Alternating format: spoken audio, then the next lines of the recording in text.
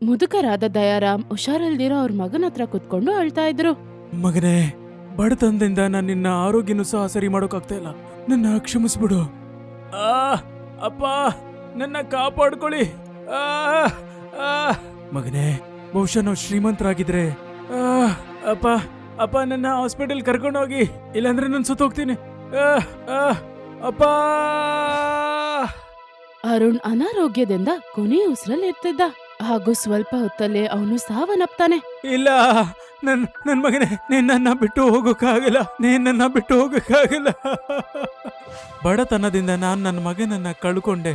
ಒಂದ್ ವೇಳೆ ನನ್ನ ಹತ್ರ ಹಣ ಇದ್ದಿದ್ರೆ ಆಗ ಅವನ್ಗೆ ಔಷಧಿ ಕೊಡಿಸಿ ಗುಣಪಡಿಸ್ತಾ ಇದೆ. ದಯಾರಾಮಿನ ಆ ನೋವಿನ ಕಥೆಯನ್ನ ಕೇಳಿ ರಾಮ್ಲಾಲ್ ಮತ್ತೆ ಹರಿರಾಮ್ ತುಂಬಾನೇ ದುಃಖ ಪಡ್ತಾರೆ. ನಮ್ಮೆಲ್ರ ಕತೆ ಒಂದೇ ರೀತಿಯಲ್ಲಿದೆ. ಆಗಾಗ ಅನ್ಸುತ್ತೆ ನಮ್ಮಂತ ಬಡವರಿಗೆ ಬದುಕೋಕೆ ಅರ್ಹತೆನೇ ಇಲ್ಲ ಅಂತ. ಏಕೆ, ನಿನ್ನತ್ರ ಏನಾಯ್ತು ಅಂತದು? ನನ್ನ ಬಡತನದ ತಮಾಷೆ ಮಾಡ್ತಾ ನನ್ನ ಮಗ ನನ್ನ ಒಬ್ಬಂಟಿಯಾಗಿ ಬಿಟ್ಟು ಒಬ್ಬ ಶ್ರೀಮಂತಳನ್ನ ಮದುವೆಯಾಗಿ ನನ್ನ ಬಿಟ್ಟು ಹೋಗ್ಬಿಟ್ಟ. ಗೆಳೆಯರೆ, ಇದೆಲ್ಲ ಸಮಯದ ಆಟ.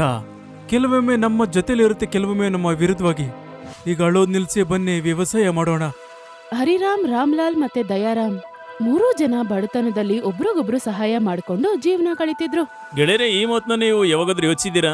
ರಾಕೇಶ್ ನಮ್ಗೆ ನಮ್ಮ ತೋಟ ಕೊಟ್ಟಿಲ್ಲ ಅಂದ್ರೆ ಆಗ ನಮ್ಮ ಕತೆ ಏನು?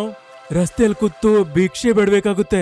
ಮೂರು ಜನ ಮುದುಕರು ರಾಕೇಶನ ತೋಟದಲ್ಲಿ ವ್ಯವಸಾಯ ಮಾಡಿ ಜೀವನ ಸಾಗಿಸ್ತಿದ್ರು. ಒಮ್ಮೆ ಅವ್ರ ಮೂರು ಜನ ತೋಟದಲ್ಲಿ ಹೋಗ್ಬೇಕಾದ್ರೆ ರಸ್ತೆಯಲ್ಲಿ ಅವರ ಹಳೆಯ ಸ್ನೇಹಿತ ಮದನನ್ನ ನೋಡ್ತಾರೆ. ಅರೆ ಮದನ್, ನೀನಿಲ್ಲಿ? ಯಾಕೆ ಬೇಸರವಾಗಿದೆಯಾ? ಏನಾದ್ರೂ ಆಯ್ತಾ? ಏನ್ ಹೇಳಿ ರಾಮ್ಲಾಲ್, ಈಗ ಈ ಜೀವನ ತುಂಬಾ ಕಷ್ಟ ಆಗಿದೆ. ನಾವು ಆತ್ಮಹತ್ಯೆ ಮಾಡ್ಕೋಬೇಕು ಅಂತ ಅನ್ಸುತ್ತೆ. ಆ ರೀತಿ ಏನಾಯ್ತು ಗುರು? ನೀನ್ ನಿನ್ನ ಪ್ರಾಣ ಕೊಡೋ ಅಂತ ಮಾತಾಡ್ತಾ ಇದೀಯಾ? ಈಗ ನಾವು ಏನಂತ ಹೇಳೋದು? ಮೂರ್ ಜನ ಮಕ್ಕಳು ಸಿಪಾಯಿಗೆ ಕೆಲಸ ಮಾಡಿದ್ರು ನಾವು ತುಂಬಾ ದುಃಖಿತರಾಗಿದ್ದೀರಿ. ಹೌದಣ್ಣ, ನನ್ ಮಗ ಪೂರ್ತಿ ದಿನ ಜೂಜಾಡಿ ನಾವ್ ಶ್ರಮದಿಂದ ದುಡ್ದಿರೋ ಹಣನ ಹಾಳ್ ಮಾಡ್ತಿದ್ದಾನೆ. ಏನ್ ನಿಮ್ಮಿಬ್ರು ಮಕ್ಕಳು ಅದೇ ರೀತಿನಾ? ಮತ್ತೆ ಇವತ್ತು ಎಲ್ಲಾನು ವ್ಯರ್ಥ ಮಾಡ್ಬಿಟ್ಟ. ಜೂಜಿಂದ ಇವತ್ತು ನಾವು ಮನೆಯನ್ನ ಕೂಡ ಕಳ್ಕೊಂಡ್ವಿ. ಈ ವಯಸ್ಸಲ್ಲಿ ನಾವು ಎಲ್ಲಿಗೆ ಹೋಗೋದ್ ಹೇಳಿ? ಇವರಿಬ್ಬರ ನೋವಿನ ಕಥೆಯನ್ನ ಕೇಳಿ ಮೂರು ಜನರಲ್ಲಿ ಕಣ್ಣೀರ್ ತುಂಬಿಕೊಳ್ಳುತ್ತೆ. ಮುಂದೊಂದಿನ ಮೂರು ಜನ ಇದ್ರ ಬಗ್ಗೆನೇ ಮಾತಾಡ್ತಾ ಇದ್ರು. ಗೆಳೆಯರೆ, ನಮ್ದೆಲ್ಲ ಏನಾಯ್ತೋ ಅದು ಆಯ್ತು. ಆದ್ರೆ ನಾವು ಈಗ ಮದನ್ಗೆ ಸಹಾಯ ಮಾಡ್ಲೇಬೇಕು. ಆದ್ರೆ ನಾವು ಮದನ್ಗೆ ಏನ್ ಮಾಡಬಹುದು? ಮದನ್ ಮಕ್ಕಳಿಗೆ ನಾವು ಪಾಠ ಕಲ್ಸೋದಕ್ಕೆ ನಾವು ಏನಾದ್ರೂ ಮಾಡ್ಲೇಬೇಕಾಗುತ್ತೆ. ನೀವಿಬ್ರು ನನ್ನ ಜೊತೆಲಿ ಇರೋದಕ್ಕೆ ತಯಾರಿದ್ದೀರಾ? ಯಾವಾಗ ನೇರ ಬೆರಳಿನಿಂದ ಆಗೋದಿಲ್ವೋ ಆಗ ಬೆರಳನ್ನ ಮಡಚಬೇಕಾಗುತ್ತೆ. ಒಂದಿನ ಮೂರು ಜನ ಒಂದ್ ಪ್ಲಾನ್ ಮಾಡಿ ಮದನ್ ಅವ್ರ ಊರಿಗೆ ಹೋಗ್ತಾರೆ. ಅಲ್ಲಿ ದೂರದಲ್ಲಿ ರಮೇಶ್ ಮತ್ತೆ ಸುರೇಶನನ್ನ ನೋಡಿ, ಗೆಳೆಯರೆ, ಅವರಿಬ್ರು ಮದನ್ ಇಬ್ರು ಮಕ್ಕಳು. ಇವತ್ ನಾವು ನಮ್ಮ ಪ್ಲಾನ್ ನ ಪ್ರಕಾರ ಹೋಗ್ಬೇಕು. ನಾವು ತಯಾರಿದ್ದೀವಿ, ಬನ್ನಿ. ಮೂರು ಜನ ಅವ್ರ ಪ್ಲಾನ್ ಮಾಡಿರೋ ತರಾನೇ ರಮೇಶ್ ಮತ್ತೆ ಸುರೇಶಿನ ಎದುರುಗಡೆ ನಡ್ಕೊಂಡು ಹೋಗ್ತಿದ್ರು. ಗುರು, ನಮ್ಮ ಹತ್ರ ಇರೋಂತ ಚಿನ್ನ ಏನಿದೆ, ಇವಾಗ ಅದನ್ನೇನ್ ಮಾಡೋದು? ಗುರು, ನಮ್ದೇನು ಸಂತಾನ ಅಂತೂ ಇಲ್ಲ. ಬನ್ನಿ ಯಾವ್ದಾದ್ರು ಟ್ರಸ್ಟ್ಗೆ ದಾನ ಮಾಡ್ಬಿಡೋಣ. ಮೂರು ಜನ ಮುದುಕರ ಮಾತನ್ನು ಕೇಳಿ ರಮೇಶ್ ಹೇಳ್ತಾನೆ, ಸುರೇಶ್, ಕೇಳಿದ್ಯಾ ನೀನು? ಇವ್ರ ಹತ್ರ ಖಜಾನೆ ಇದೆ. ಮತ್ತೆ ಆ ಖಜಾನೆ ನಮಗೆ ಸಿಕ್ಬಿಟ್ರೆ ಆಗ ನಾವು ಶ್ರೀಮಂತರಾಗ್ಬಿಡ್ತೀವಿ. ಆದ್ರೆ ಈ ಮುದುಕರು ನಮಗೆ ಖಜಾನೆ ಕೊಡ್ತಾರ? ನೀನ್ ಕೇಳಿಲ್ವಾ? ಇಲ್ಲಿ ಅವ್ರಿಗೆ ಅಂತ ಯಾರು ಇಲ್ಲ. ಅಸಲಿಗೆ ಇವ್ರು ಮುದುಕರು ಬೇರೆ. ಮುದುಕರಾದ್ರೆ ಏನ್ ಅವ್ರನ್ನ ಹೊಡೆದು ಲೂಟಿ ಮಾಡುವಂತ ಯೋಚನೆ ಮಾಡ್ತಿದ್ಯಾ? ಇಲ್ಲ, ಒಂದ್ ವೇಳೆ ನಾವು ಇವ್ರನ್ನ ಜೀವಂತಕ್ಕೆ ಸಾಯಿಸ್ಬಿಟ್ರೆ ಅವ್ರು ಸತ್ ಮೇಲೆ ನಮ್ಗೆ ಖಜಾನೆಯ ದಾರಿಯನ್ನ ನಮ್ಗೆ ತೋರ್ಸೋದೇ ಇಲ್ಲ. ಹಾಗಾದ್ರೆ ನಾವ್ ಏನ್ ಮಾಡ್ಬೇಕು? ನಾವಿವ್ರ ಭರವಸೆನ ಗೆಲ್ಬೇಕಾಗುತ್ತೆ. ಈ ಮುದುಕರ ಹತ್ರ ನಾವು ಚೆನ್ನಾಗಿದ್ದು ಆ ಖಜಾನೆ ಇರುವಂತ ರಸ್ತೆನ ಹುಡುಕ್ಬೇಕಾಗುತ್ತೆ. ವಾ, ಎಂತ ಐಡಿಯಾ! ಈಗ ಅಣ್ಣ ತಮ್ಮ ಇಬ್ರು ಮುದುಕರ ಹತ್ರ ಹೋಗ್ತಾರೆ. ಅರೆ ಅಂಕಲ್, ನಿಮ್ಮೂರ ಜನರು ನಾವು ಇಲ್ಲಿ ಮೊದಲನೇ ಬಾರಿಗೆ ನೋಡ್ತಾ ಇದೀವಿ. ನೀವು ಊರಲ್ಲಿ ಯಾರನ್ನಾದ್ರೂ ಭೇಟಿ ಮಾಡಕ್ ಬಂದಿದ್ದೀರಾ? ನಾವು ಯಾರನ್ನೋ ಹುಡ್ಕೊಂಡ್ ಬಂದಿದೀವಿ. ಯಾರನ್ನ ಹುಡ್ಕೊಂಡ್ ಬಂದಿದ್ದೀರಾ ಅಂಕಲ್? ಮಕ್ಕಳನ್ನ, ಈ ಭೂಮಿ ಮೇಲೆ ನಮ್ಗಂತ ಯಾರೂ ಇಲ್ಲ. ನಾವು ಯಾವ ರೀತಿಯ ವ್ಯಕ್ತಿಯನ್ನು ಹುಡ್ಕೊಂಡ್ ಬಂದಿದ್ದೀರಿ ಅಂದ್ರೆ, ಯಾರು ನಮ್ಮ ವೃದ್ಧತನಕ್ಕೆ ಸಹಾಯ ಮಾಡ್ತಾರೆ. ಹಾಗಾದ್ರೆ ನಿಮ್ಮ ಕೆಲ್ಸ ಮುಗೀತು ಅಂಕಲ್. ಇಲ್ಲಿವರೆಗೂ ಈ ಊರಿಂದ ಯಾರು ಖಾಲಿ ಕೈಲಿ ಹೋಗ್ಲೇ ಇಲ್ಲ. ಏನಂಗಂದ್ರೆ ಅನ್ಕೊಳ್ಳಿ, ನಿಮ್ಮ ಹುಡುಕಾಟ ಇಲ್ಲಿಗೆ ಮುಕ್ತಾಯ ಆಯ್ತು ಅಂತ. ಹೇಗೆ ಅಂಕಲ್? ನಮ್ಮ ತಂದೆ ತಾಯಿನೂ ಇನ್ನೂ ಈ ಪ್ರಪಂಚದಲ್ಲಿ ಇಲ್ಲ. ಇನ್ನು ನಿಮ್ಮ ಮಕ್ಕಳಾಗಿ ನಾವು ನಿಮ್ಮ ಸೇವೆ ಮಾಡ್ತೀವಿ. ವಾ, ನೀವಿಬ್ರು ಎಷ್ಟು ಸಂಸ್ಕಾರವಂತರು. ಆಗ ರಮೇಶ್ ಮತ್ತೆ ಸುರೇಶ್ ಮೂರು ಜನ ಮುದುಕರ ಮನೆಗೆ ಹೋಗ್ತಾರೆ. ಅಂಕಲ್, ನಾವು ಮನೆ ಸ್ವಚ್ಛ ಮಾಡ್ತೀವಿ. ಅಲ್ಲಿವರೆಗೂ ನೀವು 3 ಜನ ಇಲ್ಲೇ ಇರಿ. ಇಬ್ರು ಅಣ್ಣ ತಮ್ಮಂದಿರು ಸೇರಿ ಆ ಮುದುಕರ ಮನೆಯನ್ನ ಕ್ಲೀನ್ ಮಾಡ್ತಾರೆ. ಸ್ವಲ್ಪ ಹೊತ್ತಿನ ನಂತರ ಹೊರಗ್ ಬಂದು ಹೇಳ್ತಾರೆ, ಮನೆ ಸ್ವಚ್ಛ ಮಾಡಿದಾಯ್ತು. ಇವಾಗ ನಿಮ್ಗೋಸ್ಕರ ಮಾರುಕಟ್ಟೆಯಿಂದ ಒಳ್ಳೆ ಊಟನ ತಗೊಂಬರ್ತೀವಿ. ಮಕ್ಕಳೇ, ನೀವಿಬ್ರು ಎಷ್ಟು ಒಳ್ಳೆಯವರು. ಇಬ್ರು ಅಣ್ಣಂದಿರು ಊಟ ತರೋದಕ್ಕೋಸ್ಕರ ಬಾಜಾರಿಗೆ ಬರ್ತಾರೆ. ಅರೆ ಆ ಮುದುಕರಿಗೆ ಏನೋ ಊಟ ತರೋದು ಅಂತ ಏನೋ ಹೇಳ್ಬಿಟ್ವಿ, ಆದ್ರೆ ನಮ್ಮ ಹತ್ರ ಹಣ ಎಲ್ಲಿದೆ? ನೀನ್ ಹಣದ ಬಗ್ಗೆ ಚಿಂತೆ ಮಾಡ್ಬೇಡ. ಎದುರುಗಡೆ ಗೋದಾಮಿನ ಅಂಗಡಿ ಕಾಣಿಸ್ತಾ ಇದೆಯಾ? ಆ ನಡಿ ಅಲ್ಲಿಗೆ ಹೋಗಿ ಸ್ವಲ್ಪ ಕೆಲಸ ಮಾಡ್ಬಿಡೋಣ. ಹಾಗಾದ್ರೆ ಏನೇ ಮುದುಕರಿಗೋಸ್ಕರ ನಾವು ಕೆಲಸ ಮಾಡ್ಬೇಕು? ಮುದುಕರಿಗಾಗಲ್ಲ, ನಮಗೋಸ್ಕರ. ಮುದುಕರ ವಿಶ್ವಾಸ ಗೆದ್ರೆ ತಾನೇ ನಮ್ಗೆ ಆ ಖಜಾನೆ ಸಿಗೋದು. ನೀನ್ ಸರಿ ಹೇಳ್ತಾ ಇದೀಯಾ. ನಡಿ ಗೋದಾಮಿಗೆ ಹೋಗಿ ಸ್ವಲ್ಪ ಕೆಲಸ ಮಾಡೋಣ. ಇಬ್ರು ಅಣ್ಣನ್ ತಮ್ಮಂದಿರು ಗೋದಾಮಿಗೆ ಹೋಗಿ ಅಕ್ಕಿ ಮೂಟೆ ಹೊರುವ ಕೆಲ್ಸವನ್ನ ಮಾಡ್ತಾರೆ. 1 ಗಂಟೆವರೆಗೂ ಶ್ರಮ ಪಟ್ಟು ಕೆಲ್ಸ ಮಾಡಿದ್ದಕ್ಕೆ ಅವರಿಗೆ 100 ರೂಪಾಯಿ ಸಿಗತ್ತೆ. ಆ ಹಣದಿಂದ ಊಟವನ್ನ ತಗೊಂಡು ಅವ್ರ 3 ಜನ ಮುದುಕರಿಗೆ ಕೊಡ್ತಾರೆ. ಮಕ್ಕಳ, ಒಂದ್ ವೇಳೆ ಇವತ್ತು ನಮ್ಮ ಮಕ್ಕಳು ಇದ್ದಿದ್ರೆ ಅವರು ಸಹ ನಮ್ಗೆ ಇಷ್ಟು ಸೇವೆ ಮಾಡ್ತಿರ್ಲಿಲ್ಲ ಎಷ್ಟು ನೀವು ಮಾಡ್ತಾ ಇದ್ದೀರಾ. ಬನ್ನಿ ಈಗ ತೋಟಕ್ಕೆ ಹೋಗಿ ನಾವು ಕೆಲಸ ಮಾಡೋಣ. ಅರೆ ನೀವು 3 ಜನ ಈ ವಯಸ್ಸಲ್ಲಿ ತೋಟಕ್ಕೆ ಕೆಲಸ ಮಾಡ್ತೀರಾ? ಈಗಿನ ನಿಮ್ಗೆ ಯಾವುದೇ ಕೆಲಸ ಮಾಡಕ್ ನಾವು ಬಿಡೋದಿಲ್ಲ. ಹಾ, ಇವತ್ತಿಂದ ತೋಟದಲ್ಲಿ ಕೆಲಸ ನಾವು ಮಾಡ್ತೀವಿ, ಮತ್ ನೀವ್ 3 ಜನ ಆರಾಮಾಗಿರ್ತೀರಾ. ಚೆನ್ನಾಗಿರಿ ಮಕ್ಕಳ. ಒಳ್ಳೆ ಸಂಸ್ಕಾರ ಇದೆ ನಿಮ್ಮಿಬ್ಬರಿಗೂ. ರಮೇಶ್ ಮತ್ತೆ ಸುರೇಶ್ ಇಬ್ರು ತೋಟಕ್ಕೆ ಹೋಗಿ ಕೆಲ್ಸ ಮಾಡಕ್ಕೆ ಶುರು ಮಾಡ್ತಾರೆ. ಏ ಸುರೇಶ, ನಾವೀ ಮಧುಕರ ಸೇವೆಯನ್ನು ಮಾಡ್ತಾ ಇದೀವಿ, ಆದ್ರೆ ಇವರು ನಮ್ಮ ಖಜಾನೆಯ ರಸ್ತೆ ಯಾವಾಗ ತೋರಿಸ್ತಾರೆ? ಯಾವಾಗ ನಾವು ಅವ್ರ ಹೃದಯದಲ್ಲಿ ನಾವು ಜಾಗ ಪಡಿತೀವಿ ಅನ್ಕೋ, ಆ ದಿನನೇ ನಾವು ಆ ಖಜಾನೆಯ ರಸ್ತೆ ಹುಡುಕ್ತೀವಿ.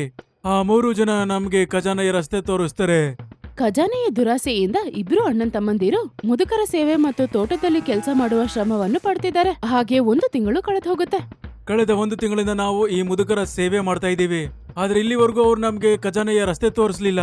ಅಸಲಿಗೆ ಎಲ್ಲಿವರೆಗೂ ನಾವು ಅವರ ಸೇವೆ ಮಾಡ್ತಾ ಇರ್ಬೇಕು. ಒಂದ್ ಕೆಲಸ ಮಾಡೋಣ, ನಾವೊಂದು ಮುದುಕನನ್ನ ಕಿಡ್ನಾಪ್ ಮಾಡ್ಕೊಂಡು ಅವನ ಹತ್ರ ಖಜಾನೆ ರಸ್ತೆ ತಿಳ್ಕೊಳ್ಳೋಣ.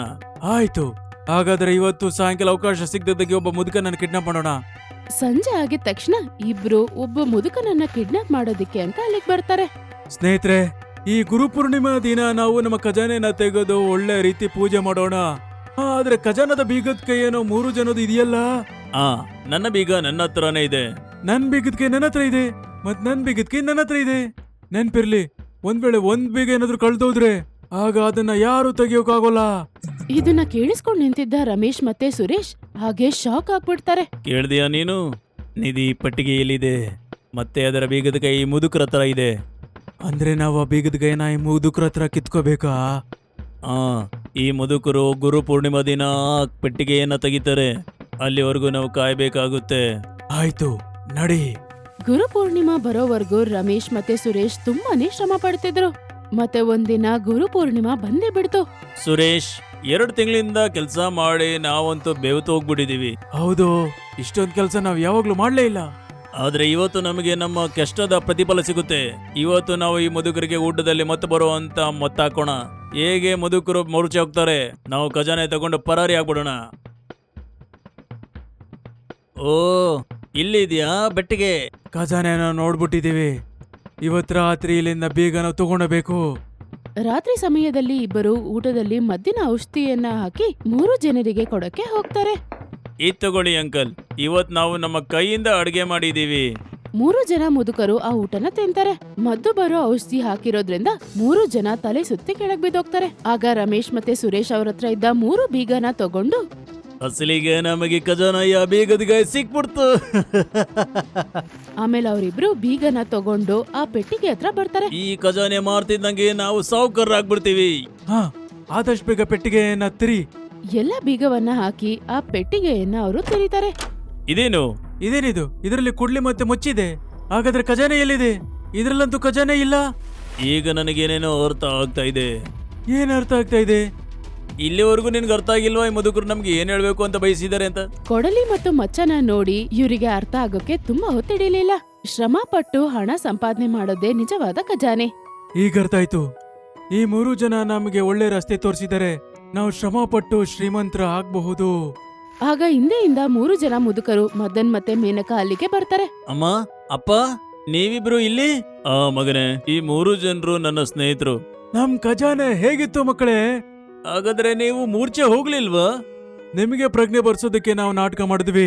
ನಾವು ಮೂರ್ಛೆ ಹೋಗಂತ ಮತ್ತನ್ ಬದಲಾಯಿಸಿದ್ವಿ. ಮಕ್ಕಳೇ, ನಿಮ್ಮ ಆಟಗಳನ್ನ ನೋಡಿ ನಿಮ್ಮ ತಂದೆ ತಾಯಿ ತುಂಬಾ ದುಃಖಿತರಾಗಿದ್ರು. ಅವರಿಬ್ರು ಸಾಯೋ ಅಂತ ಯೋಚನೆ ಮಾಡಿದ್ರು. ಹಾಗಾಗಿ ನಿಮ್ಮಿಬ್ಬರಿಗೂ ನಾವು ಪಾಠ ಕಳ್ಸೋದಕ್ಕೆ ಅಂತಾನೆ ನಾವು ಈ ಖಜಾನೆ ನಾಟಕ ಮಾಡಿದ್ವಿ. ನಮ್ಮ ಹತ್ರ ಯಾವ ಖಜಾನೆನೂ ಇಲ್ಲ. ಕೇವಲ ನಾವು ನಿಮಗೆ ಇದನ್ನ ನೆನಪಿಸ್ಬೇಕಾಗಿತ್ತು, ಶ್ರಮ ಪಟ್ರೆ ಶ್ರೀಮಂತರಾಗ್ಬೋದು ಅಂತ. ಇಸ್ಪೀಟ್ ಆಡಿ ಅಲ್ಲ. ನೀವು ನಮ್ಮ ಕಣ್ಣುಗಳನ್ನ ತೆರೆಸಿದ್ರಿ. ನಮ್ಮನ್ನ ಕ್ಷಮಿಸ್ಬಿಡಿ ಅಪ್ಪ. ಈ ಜೂಜಿನಿಂದ ನಾವು ಕುರುಡರಾಗ್ಬಿಟ್ಟಿದ್ವಿ, ಆದ್ರೆ ಈಗ ನಮ್ಮ ಕಣ್ಣುಗಳು ತೆರೆದಿದೆ. ಇವತ್ತಿಂದ ನಾವು ನಿಮಗೆ ವಚನ ಕೊಡ್ತೀವಿ, ಯಾವತ್ತು ಜೂಜಾಡೋದೇ ಇಲ್ಲ ಅಂತ, ಮತ್ತೆ ಶ್ರಮ ಪಟ್ಟೆನೆ ಶ್ರೀಮಂತರಾಗ್ತೀವಿ. ಆಗ ದಯಾರಾಮ್ ರಮೇಶ್ ಮತ್ತೆ ಸುರೇಶ್ಗೆ 50,000 ಕೊಟ್ಟು ಹೇಳ್ತಾರೆ, ತಗೊಳ್ಳಿ, ನೀವು ಪಟ್ಟಿರೋ ಶ್ರಮಕ್ಕೆ ಇದು ಹಣ. ನಿಮ್ಮ ಶ್ರಮದಿಂದ ತೋಟದಲ್ಲಿ ಒಳ್ಳೆ ಫಸಲ್ ಬಂದಿದೆ, ಮತ್ತೆ ಮಾರ್ಕೆಟಲ್ಲಿ ಒಳ್ಳೆ ಬೆಲೆ ಸಿಕ್ಕಿದೆ. ಮತ್ತೆ ನೀವು ಈ ಹಣದಿಂದ ಗೌರವವಾಗಿ ಹಣ ದುಡ್ದು ನಿಮ್ಮ ತಂದೆ ತಾಯಿನ ಖುಷಿಯಾಗಿ ಇಟ್ಕೊಳ್ಳಿ. ಮತ್ತೆ ರಮೇಶ್ ಮತ್ತೆ ಸುರೇಶ್ ಅವರ ತಂದೆ ತಾಯಿಯನ್ನ ಕರ್ಕೊಂಡು ಊರಿಗೆ ಹೋಗ್ತಾರೆ. ಅಂದಿನಿಂದ ಅವರು ಜೂಜಾಡೋದನ್ನ ಬಿಟ್ಟು ಶ್ರಮ ಪಟ್ಟು ಕೆಲ್ಸ ಮಾಡಿ ತಂದೆ ತಾಯಿಯರನ್ನ ನೋಡ್ಕೊಂತಾರೆ ಹಾಗೂ ಖುಷಿಯಿಂದ ಅವರ ಜೀವನವನ್ನ ಸಾಗಿಸ್ತಾರೆ. ನಿಮ್ಗೆ ನಮ್ಮ ವಿಡಿಯೋ ಇಷ್ಟ ಆಗಿದ್ರೆ ಕೂಡಲೇ ನಮ್ಮ ಚಾನೆಲ್ ಅನ್ನ ಸಬ್ಸ್ಕ್ರೈಬ್ ಮಾಡಿ. ಮತ್ತೆ ವಿಡಿಯೋನ ಲೈಕ್ ಮತ್ತೆ ಶೇರ್ ಮಾಡೋದನ್ನ ಮರಿಬೇಡಿ. ಧನ್ಯವಾದ.